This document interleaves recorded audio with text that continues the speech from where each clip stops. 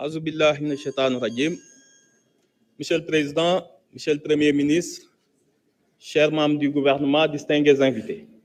Monsieur le Premier ministre, nous avons écouté avec patience le discours de politique générale que vous nous avez tenu au nom du gouvernement.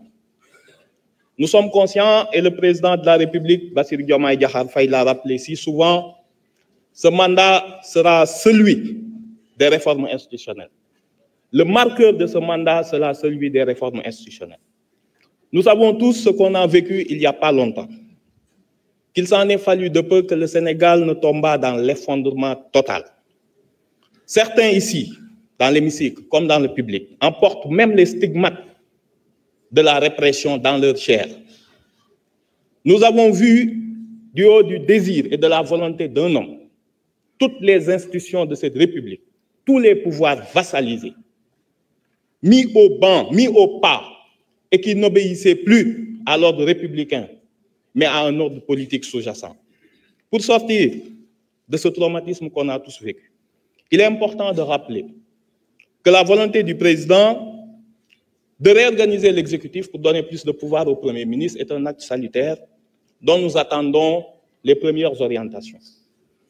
Nous, ici à l'Assemblée nationale, pour mieux accomplir notre rôle, nous le savons, qui sera essentiel, notamment depuis la suppression du HCCT et du 16, qu'on devra aussi représenter les collectivités territoriales dans nos commissions, que l'Assemblée nationale n'est ni constitutionnellement armée, ni dans le règlement intérieur pour être un pouvoir indépendant. Il y a les irrecevabilités législatives de l'article 76 qui fixe un domaine de la loi et qui donne une portion congrue de compétences à l'Assemblée nationale. Il y a les irrecevabilités financières des articles 82 et 83 qui ne permettent à aucune proposition de loi ou d'amendement créant une charge, supprimant une recette ou créant une charge de pouvoir prospérer. Nous avons besoin d'une réforme urgente de l'Assemblée nationale pour qu'elle puisse jouer son rôle. Nous savons aussi que vous avez initié la réflexion autour de la création d'une Cour constitutionnelle. Nous l'attendons avec impatience.